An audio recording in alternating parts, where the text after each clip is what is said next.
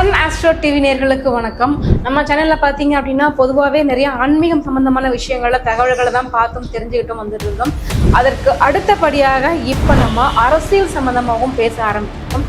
Mersal media அப்படின்ற ஒரு YouTube channel மூலமா நம்மளுடைய அரசியல் அனுபவங்கள், நாட்டு நடப்புகள், அரசியல் விமர்சகர்களுடைய கருத்துக்கள் அப்படின்னு சொல்லிட்டு மக்களாகிய நீங்கள் உங்கள் குரலாக அந்த சேனல் ஒலிக்க போகுது. சன் ஆஸ்ட்ரோ டிவிக்கு எந்த அளவுக்கு நீங்க ஆதரவும் பேரன்பும் கொடுத்தீங்களோ அதே மாதிரி மெர்சல் மீடியாவுக்கும் உங்களுடைய அன்பையும் பேராதரவையும் நீங்க தரணும் அப்படின்னு கேட்டுக்கிறோம்.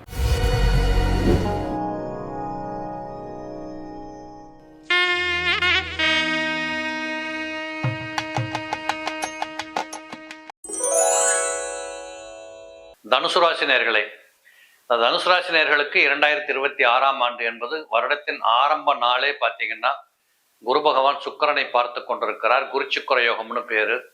இந்த பெண்களாக இருந்து நீண்ட நாட்களாக நகை நட்டு வாங்கணும், கொஞ்சம் சேர்த்து வச்சிருக்கிறேன், ஏதாவது ஒன்று உருப்படியா பண்ணிக்கணும் அப்படின்னு நீங்க அந்த கொஞ்சம் கொஞ்சமா சிறுக சிறுக சேர்த்த பணத்தை உருப்படியாக பெரிய முதலீடாக மாற்றிக்கொள்ளக்கூடிய ஒரு சூழல் இந்த 2026ல பெண்களுக்கு சிறப்பாக இருக்கக்கூடிய காரணம் உண்டு. ஏன்னா புதன் வீட்டுல போய் குரு, குரு வீட்டுல போய் புதன் பரிவர்த்தனை யோகம் பெற்றிருக்கக்கூடிய காலச்சூழலிலே இந்த வருடம் பிறக்கின்றதுனால அறிவு, திறமை, ஆற்றல், உத்தியோகம், வளர்ச்சி, தொழில் முன்னேற்றம் இப்படிங்கிற அனைத்து நிலைகளிலும் ஒரு புத்திசாலித்தனத்தை காட்டக்கூடிய வருஷமாக இருக்கும். இந்த 2026ல பாத்தீங்கன்னா குரு சுக்கிரனை பார்க்கறதுனால காதல் லௌகிகங்கள் வெற்றி பெறக்கூடியதாக இருக்கும். அதே மாதிரி வீட்டுக்குள்ள பாத்தீங்கன்னா கணவன் மனைவி குடும்ப உறவுகளிலே ஒரு தன்மையான வளர்ச்சி இருக்கிறத பார்க்கலாம். தேவைக்கு பணம் நல்லபடியாக வந்து போகும். பஞ்சம், பசி, பட்டினி, கொடுமை, துக்கம், துயரம், தரித்திரங்கள் இந்த வருடத்தில் எட்டி பார்க்காது. அதே மாதிரி புதனை குரு பார்க்கறதுனால பள்ளிக்கூடத்து பிள்ளைகளுக்கு மிக சிறப்பான முன்னேற்றங்கள் இருக்கு. தாய் வழி சம்பந்தப்பட்ட உறவுகளின் மூலமாக மிக பிரமாதமான வளர்ச்சிக்கு உதவிகள் கிடைக்கக்கூடிய வாய்ப்புகள் உண்டு. இந்த புதனை பொறுத்தளவு வியாபார கிரகமாக இருக்கிறதுனால இதுவரைக்கும் வேலைக்கு போனவங்க சொந்தமா தொழில் பண்ணலாமாங்கிற யோசனைகள் எல்லாம் இந்த வருஷத்துல வரும். நீண்ட தூரங்களுக்கு பயணம் செய்து தொழில் ஆரம்பிக்கக்கூடிய வாய்ப்புகள் திறமையாக இந்த வருடத்துல கைகூடி வரும். நிலம் சார்ந்த தொழில்கள்ல மிகப்பெரிய வெற்றிகள் கிடைக்கக்கூடியது உண்டு. பூமி லாபங்கள் கிடைக்கும். விவசாயம் வெற்றி பெறக்கூடியதாக இருக்கும். பூர்வீக சொத்துக்களில் இருந்து வந்திருக்கக்கூடிய பிரச்சனைகள் தீர்க்கப்பட்டு அதை எப்படி பகிர்ந்து கொள்ளணுமோ அது உங்களாலேயே பகிர்ந்துக்க முடியும். அதே மாதிரி சூரியன் குருவால் பார்க்கப்பட்ட காரணத்தால் பாக்யாதிபதியின் பார்வை குருவின் பார்வையில் இருக்கிறதுனால கண்டிப்பாக மிச்சம் விழுகுது. இது வரைக்கும் நமக்கு தட்டுப்பாடு இருந்தது, இப்பதான் கொஞ்சம் காசு பணம் மிச்சமாகுது இப்படிங்கிற செய்திகள் எல்லாம் கூட இந்த வருஷத்துல உங்களுக்கு தெரிய வரும். சூரியன் குருவை பார்ப்பது என்பது கண்டிப்பாக சிவராஜ யோகம்னா கோயில் குளங்கு போறது, டூர் போறது, சுற்றி பார்க்கறது, பெரியவங்கள்ட்ட ஆசீர்வாதம் வாங்குறது, முன்னோர்களை மதிப்பது, முன்னோர்களுக்கு செய்ய வேண்டிய கடமைகளை செய்வது, இப்படிப்பட்ட அனைத்து நிலைகளிலும் கண்டிப்பாக இந்த வருடம் உங்களுக்கு மிகச் சிறப்பான ஒரு பாதையை சுட்டி காட்டுகிறது. இந்த வேலைக்கு போறவங்களுக்கு அதீத முன்னேற்றங்கள் கிடைக்கும். பதவி உயர்வுகள் கிடைக்கும். வெளிமாநிலங்களுக்கு செல்ல, வெளிநாடுகளுக்கு செல்ல, பதவிகளை தொட்டு பார்க்க அதிர்ஷ்டகரமான முன்னேற்றங்கள் நிறைய இருக்கிறத பார்க்கலாம். அதே போல சனி பகவான் 10ஆம் இடத்தில் இருக்கின்ற காரணத்தால், அதாவது குருவுக்கு 10ல, ராசிநாதனுக்கு 10ல, உங்க ராசிக்கு 4ஆம் இடத்தில் இருந்து கொண்டு 10ஆம் இடத்தை பார்க்கின்ற காரணத்தினால வேலைக்கு போறவங்க வேலை செய்கிற இடங்கள்ல கொஞ்சம் பஞ்சுவாலிட்டியை கடைப்பிடிக்கணும், நேர்மையை கடைப்பிடிக்கணும், நிதானமா வேலை செய்யணும், மறந்து போகாம இருக்கணும். உங்க முதலாளி சம்பளம் கொடுக்குறாருன்னா அவர் உங்களால பெனிஃபிட் ஆனா தான் கொடுப்பாரு அப்படிங்கிறத மனசுல வச்சு வேலை பார்க்க கற்றுக்கொள்ளுங்கள். அது எந்த வேலையாக இருந்தாலும் சரி, கலெக்டர் ஆஃபீஸ்ல பிஏவாக இருந்தாலும் நீங்க கவனமாக இருக்கணுங்கிறத இப்போ மனசுல பதிய வைக்கணும். கெட்ட பேர் வாங்கக்கூடாது, கெட்ட பேர் எடுத்துடக்கூடாதுங்கிறத கவனமா பாருங்க. ஏன்னா சனீஸ்வர பகவான் 10ஆம் இடத்தையும் பார்க்கிறார், உங்கள் ராசியையும் பார்த்து கொண்டிருக்கிறார். ஏதாவது சின்ன உடல்நல பிணிப்பீடைகள் வந்து கொண்டே இருக்கும். சளித்தொல்லைகள் வரலாம். இளம் பிள்ளைகளுக்கு சளித்தொல்லைகள், கழுத்து வலி, முதுகு வலி இப்படி எல்லாம் வரும். வயதான பெண்மணிகளாக இருந்தால் இடுப்புக்கு கீழே குடைச்சல் எடுக்கிறது, முட்டி வலி, கால் வலி, பாத வலிகள் இதெல்லாம் வருகின்ற வாய்ப்புகள் இருக்கும். இதெல்லாமே மருத்துவத்தின் மூலமாக நீங்கள் சரி கட்டி கொள்ளக்கூடிய வாய்ப்புகளும் உங்களுக்கு உண்டு. அதே போல இந்த சனீஸ்வர பகவான் உங்களுக்கு 6ஆம் இடத்தை பார்க்கறதுனால எதிரிகளால், நோய்களால், கடன்களால் தப்பித்துக் கொள்ளுகின்ற வாய்ப்புகளும் உண்டு. இப்ப சில பேருக்கு பார்த்தீங்கன்னா பெரிய நெருக்கடிகள் வர மாதிரி தோணும். ஆனா ஏதோ வந்தது தானா போயிடுச்சு, தப்பிச்சுக்கிட்டோம் அப்படிங்கிற மாதிரியான ஒரு சூழல் நிறைய பேருக்கு இருக்கும். இதெல்லாம் கூட இந்த வருஷத்துல தனுசுல பிறந்தவங்களுக்கு அப்பட்டமா தெரிய வரும். இதே போல ராகு, கேது என்று சொல்லக்கூடிய கிரகங்கள் மிக சிறப்பான இடத்துல உட்கார்ந்துட்டு இருக்கிறாங்க. ராகு பகவான் 3ஆம் இடத்தில் இருப்பது இடமாற்றங்கள் கிடைக்கும். நீண்ட தூரங்களுக்கு செல்லக்கூடிய வாய்ப்பு, இருக்கின்ற இடத்துல பதவிகளை மாத்துறது, இல்ல வீட்டை மாத்துறது, புது வீட்டுக்கு போகிறது இப்படிப்பட்டது. அதே போல ஏதாவது புதுசா நிலத்துல இன்வெஸ்ட் பண்றது, காசு பணத்தை எங்கேயாவது இன்வெஸ்ட் பண்ணி பார்க்கறது, இப்படிப்பட்ட வாய்ப்புகளும் இந்த ராகு பகவானால கிடைக்கும். அந்நியர்கள், சொந்தத்திற்கு அப்பாற்பட்டவர்களின் உதவிகள் என்பது உங்களுக்கு சிறப்பாக இருக்கிறது உங்களுக்கு உண்டு. அது மட்டுமல்ல, கேது பகவான் 9ஆம் இடத்தில் இருப்பது என்பது பெற்றோரின் உடல்நலத்துல கொஞ்சம் கவனம் கொள்ளணும். வயசானவங்க வீட்டில் இருந்தாங்கன்னா அவங்களோட உடல்நிலை பாதிக்கப்படும். அது மனக்குறைகளின் காரணமாக நிறைய பாதகத்தை தூண்டக்கூடியதாக இருக்கும். இதையெல்லாம் கொஞ்சம் கவனத்துல கொள்ளக்கூடிய வருடமாக இந்த வருஷம் எடுத்துக்கணும். இந்த தனுசுல பிறந்தவங்களை பொறுத்தளவு வருடத்தின் ஆரம்பம் ரொம்ப சிறப்பா இருக்கும். காரணம், அட்டமாதிபதி 5ஆம் இடத்துல சம்பந்தப்பட்டதுனால அஷ்டமங்கள கடாட்சம் என்று சொல்லுகிற அளவில் வறுமை, தொந்தரங்கள், குறைகள், குற்றங்கள் இல்லாத பரிபூரணத்துவத்தை தொடக்கூடிய வாழ்க்கை வாழ்வாதாரத்தை சந்திக்கக்கூடியதெல்லாம் இந்த வருஷம் கிடைக்கும். சொந்த தொழில் செய்யக்கூடியவர்களுக்கு நல்ல லாபங்கள் உண்டு. இந்த பால் வியாபாரம் பண்றவங்க, ஸ்வீட் வியாபாரம் பண்றவங்க, ஜவுளி வியாபாரம் பண்றவங்க, உணவு சம்பந்தப்பட்ட துறை, டிபார்ட்மெண்ட் ஸ்டோர் நடத்துறவங்க, இப்படிப்பட்டவங்களுக்கெல்லாம் பார்த்தீங்கன்னா இந்த 2026 தனுசுல பிறந்தவங்க ரொம்ப சிறப்பா இருப்பாங்க. அரசியல்வாதிகள், அதிகாரிகள் போன்றவர்கள் எல்லாம் உத்தியோகத்துல இருக்கின்ற இடத்துல பணிகளில் ரொம்ப கவனத்தை எடுத்துக்கொள்ளணும். உயர்ந்த பதவிகளில் இருக்கக்கூடியவர்கள் கரெக்டான நேரத்தை பயன்படுத்தி வேலை பார்க்க கத்துக்கணும். மருத்துவத்துறை சார்ந்தவர்களுக்கு அபரிமிதமான லாபங்கள் கிடைக்கும். பெரிய புகழ், கௌரவங்கள் கிடைக்கக்கூடிய வாய்ப்புகள் உண்டு. இப்படி பல கோணங்களில் இந்த வருடம் 2026 என்பது தனுசுவில் பிறந்தவர்களுக்கு நீங்கள் பொறுப்பா இருந்துகிட்டா இந்த வருஷம் ரொம்ப பெருமையான வருஷம் அப்படிங்கிறத அறிவுறுத்திட்டு போகும். அதற்கு தகுந்தபடி வாழ்ந்து வெற்றி பெறுங்கள். தனுசு ராசி நண்பர்களே, நிறைய எதிர்பார்ப்பு இருக்கும். இந்த 2026 என்ன செய்ய போகுது நம்ம வாழ்க்கையில்? கடந்த காலங்களில் 7.5 சனியுடைய காலகட்டத்தில் மிக அதிகபட்சமாக நெருக்கடிகளை பார்த்தாச்சு. அப்போ கொஞ்சம்தான் இப்போ நல்லது நடக்க ஆரம்பிச்சிருக்கு. 3ஆம் இடத்திற்கு சனி போக ஆரம்பித்த பிறகு கடந்த 2.5 ஆண்டுகளாக பார்த்தீங்கன்னா ஏதோ வாழ்க்கை ஓடிக்கிட்டு இருக்கு. பெரிய அளவுக்கு நன்மை இல்லை என்றாலும் சங்கடங்கள் கிடையாது. பெரிய விஷயம் என்னென்ன, வாழ்க்கையில் நமக்கு நல்லதே கூட நடக்க வேண்டாம், நெருக்கடி வராமல் இருந்தால் போதும், பிரச்சனை வராமல் இருந்தால் போதும். அது இருந்தாவே வாழ்க்கையில் நிம்மதியாக இருக்க முடியும். அந்த நிலைமை தான் இப்பொழுது தனுசு ராசினருக்கு. பொதுவாக ஒரு விஷயத்தை சொல்லணும்னா தனுசு ராசினருக்கு பார்த்தீங்கன்னா ஒரு நல்ல அறிவாற்றல் இருக்கும், மற்றவங்களை வழிநடத்திடக்கூடிய சக்தி இருக்கும். காலபுருஷ தத்துவத்தின் 9ஆம் இடம் பாக்கியஸ்தானம் தனுசு. 1, 5, 9க்கு மட்டும் எப்பொழுதும் தனி செல்வாக்கு. மேஷம், சிம்மம், தனுசு, இந்த 3 தான் வாழ்க்கையை அப்படியே மையப்புள்ளியாக இருக்கும். இந்த 3 ராசினர்களை பார்த்தீங்கன்னா ஒரு ஒற்றுமை இருக்கும். 1, 5, 9. சரி, இப்போது இந்த தனுசு ராசியை பற்றி பேசினா நிறைய பேசிக்கிட்டே போகலாம். எல்லாம் கடலில் போய் தூக்கி போட்டாலும் நீச்சல் அடித்து வெளியே வருவாங்க. நீ எந்த விதமான சங்கடங்களுக்கு வந்தால் சரி, அடுத்த நிமிடம் அதை சமாளிச்சுக்கிட்டு வெளியே வரக்கூடிய சக்தி தனுசுக்கு உண்டு. அது குருவுடைய ராசி இல்லைங்களா? அப்போ ஞானம் என்பது இயல்பாகவே இருக்கும். எதனால் வீழ்த்தப்பட்டோம், எப்படி வெற்றி அடையலாம், இந்த சிந்தனைகள் தானாகவே உங்களுக்கு தோன்றும். இதுதான் நடக்கப் போகுது, இது இப்படிதான் நடக்கும், இது முடிவு இப்படித்தான் இருக்கும். இவையெல்லாம் தெரிந்தவர்கள் தனுசு ராசியில் பிறந்தவர்கள். சரி, இவ்வளோ பேசுறதுக்கு முன்னாடி என்ன சொல்லிடலன்னா, ஏதோ ஒரு நல்லபடியாக கடந்த 2.5 வருஷமாக 3ஆம் இடமான சகாயஸ்தானத்தில் ஆயுள்காரகன், தொழில்காரகன் சனி சஞ்சாரம் பண்ணிக்கிட்டு, ஆட்சியாக சஞ்சாரம் பண்ணிக்கிட்டு உங்கள் வாழ்க்கையில் நன்மைகளை ஏற்படுத்தி கொண்டு வந்தார், ஏற்படுத்தி கொண்டிருக்கிறார். அத்தகைய சனி மார்ச் மாதம் 6ஆம் தேதி 4ஆம் இடமான சுகஸ்தானத்திற்கும் மாதுஸ்தானத்திற்கும் சென்று சஞ்சரிக்கப் போகிறார். மார்ச் மாதம் 6ஆம் தேதி திருநள்ளாறில் சனி பெயர்ச்சி ஆச்சுங்களா? சரி, அவர் 4 போய் சஞ்சரிக்கிட்டோம். அர்த்தாஷ்டம சனின்னு சொல்லுவாங்க. நம்ம பார்க்காத கெடுதலா, நம்ம பார்க்காத சங்கடமா, நிறைய பார்த்தாச்சு. இல்லை, புதுசாக எதை பார்க்க போகிறோம்? அப்போது என்ன ஒரு விஷயம் இருக்குன்னா, அந்த 4ஆம் இடத்தில் போய் சஞ்சரிக்கும் போது மட்டும் 10ஆம் பார்வை இருக்குது பாருங்க. அந்த 10ஆம் பார்வை ராசிக்கு வரும். இப்போ 3 பார்வை இருக்குது சனிக்கு.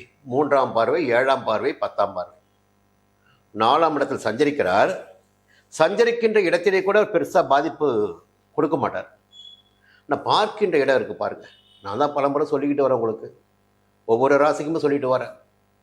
நீங்கள் சனீஸ்வரன் கோயிலுக்கு போனீங்கன்னா எல்லாருக்குமே சொல்கின்ற பாடம் என்னன்னா, நேராக நின்று கும்பிடாதீங்க, ஐயாவை நேராக பார்க்காதீங்க, கொஞ்சம் ஒதுங்கி நின்று பாருங்கள்.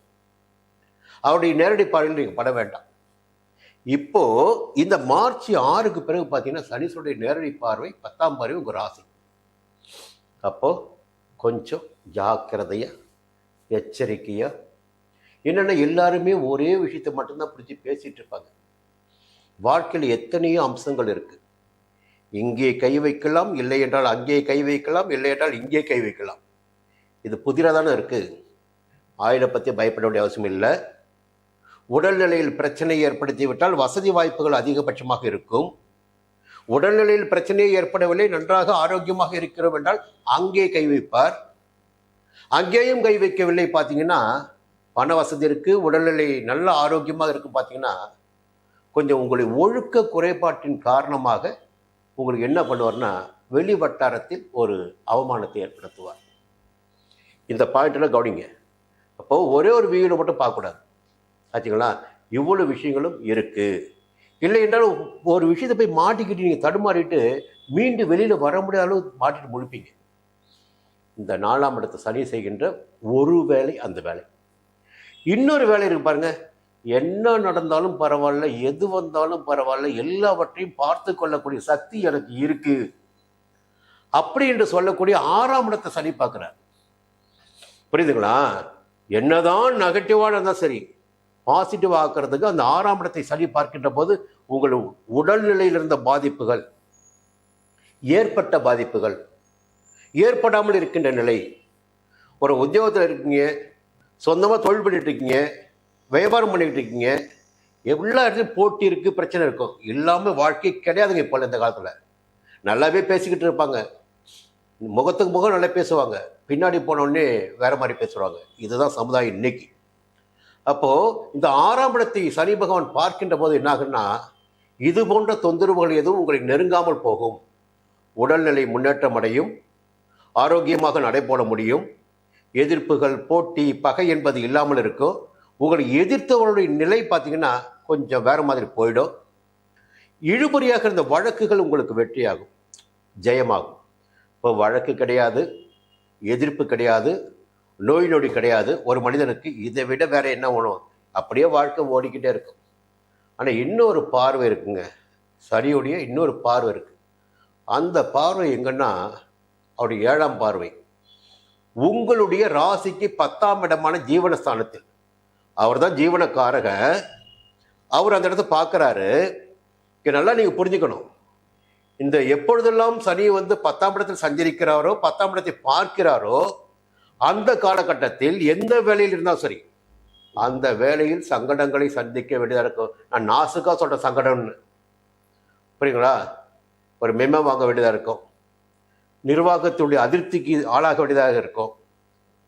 அரசு பணியாக இருந்தால் கண்டிப்பாக சில பேருக்கு வேறு மாதிரி படிப்புகள் கிடைக்கும். ஜாக்கிரதையாக இருக்குங்க. வேலையில் பொறுப்பாக இருக்க வேண்டிய காலகட்டம். பொறுப்பானவர் சனி. அவர் நீங்கள் பொறுப்பாக இல்லை என்றால் உங்களுடைய நிலையினை கொஞ்சம் மாற்றிடுவார். ஏன்னா வருமானத்திற்குரிய வழி அதானே, அங்கே கை வச்சிடுவார். ஜாக்கிரதையாக இருங்க, சொல்ல வேண்டிய கடமை இது. சரி, இது ஓடிக்கிட்டு இருக்கு. எப்படி சனீஸ்வரன் என்ற ஒரு கிரகம் உங்களுக்கு 2ஆம் அதிபதி, தன குடும்பாதிபதி, சகாய ஸ்தானாதிபதி, அவரால் இந்த பலன்கள் ஏற்பட போகுது. அதே நேரத்தில் நவம்பர் மாதம் 13ஆம் தேதி வரை யோகக்காரகன், போகக்காரகனான ராகு சகாயஸ்தானத்தில் சஞ்சரிக்கிறார். யோகமும் நிறைய இருக்கும். இன்னொன்று சொன்ன பாருங்க, அதுவும் கிடைக்கும். சந்தோஷம் அதிகமாக இருக்கும், நிம்மதி இருக்கும், மகிழ்ச்சி இருக்கும். என்னை யார் என்ன செய்திட முடியும்? நான் மனசை வச்சாதான் எல்லாமே. நீ எல்லாம் என்னை எதிர்க்கிறது யார் எப்படி கேட்குற துணிச்சலும் இருக்கும். தனுசு ராசிக்கு பார்த்தீங்கன்னா ஒரு அசால்ட்டுத்தனமான தைரியம், வேகம், விவேகம்லாம் இருக்கும். அப்போ பயப்பட வேண்டிய அவசியம் இல்லை. அதற்கு மேலாக ஒரு விஷயத்தை நான் பார்க்கணும் இல்லைங்களா? பார்க்கின்ற போது மார்ச் மாதம் 17ஆம் தேதி